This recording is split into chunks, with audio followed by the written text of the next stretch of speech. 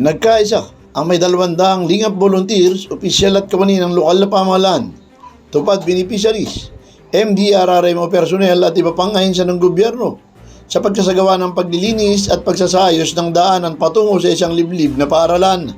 Bahagi ito ng ika-50 Bayanihan Day na pinangunahan ni Infanta Mayor Lord Arnel L. Ruanto na isinagawa sa Sitio Miyunod, Barangay Magsaysay, Infanta, Quezon noong June 13. Ang Miyunod Elementary School ay matatagpuan sa liblib na bahagi ng Sierra Madre na kinakailangan lakarin ng pataas, pababang daanan na maputik pagtagulan, tumawid ng ilog na mararating sa loob ng ilang oras kung magmumula sa bahagi ng Marilaki Highway.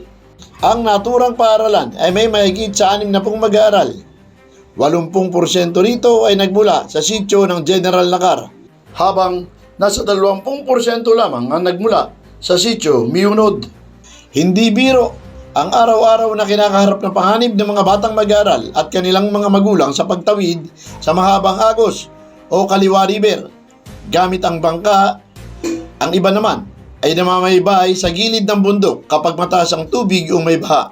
Bukod sa pagsasayos at paglilinis ng daanan, namahagi rin ng lokal na pamahalaan ng mga bota at raincoat sa mga residente. Una nang nagtungo si Mayor L. Ruanto sa naturang paaralan upang mamahagi ng mga kagamitan sa pag-aaral. At doon, nakita ng alkalde ang pangangailangan na may saayos ang daanan.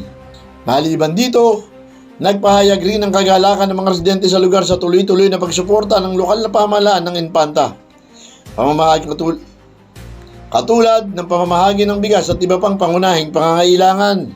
Personal din nagkaloob ng isang bangka si Mayor L. Ruanto sa Miyunod na siyang nagagamit ngayon sa pagtawid sa ilog ng mga estudyante at mga magulang.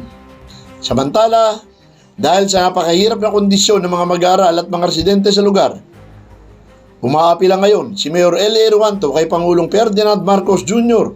at kay Department of Public Works and Highways Secretary Vince Dizon na tayuan ng isang hanging bridge at access road na mag-uugnay sa mga komunidad ng Sitio Miyunod, Infanta, Quezon at Sitio Yokyok, Barangay Pagsangahan, General Nakar, Quezon.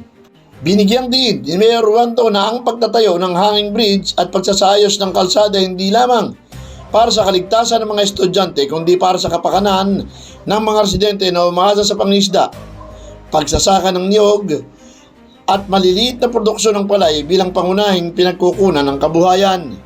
Pinasalamatan naman ng alkalde ang lahat ng mga lumahok sa Bayanihan Day. Abot-abot din ang pasasalamat ng mga residente at ng mga mag-aaral sa lugar. Felix Tambongco, The Observer News, DWRB 103.9 News FM. Ikaw ang una.